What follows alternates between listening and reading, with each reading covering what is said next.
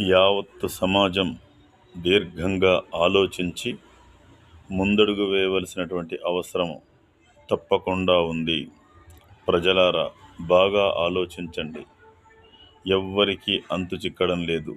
ఎవ్వరికీ అర్థం కావడం లేదు. నిజంగా ఆలోచించండి.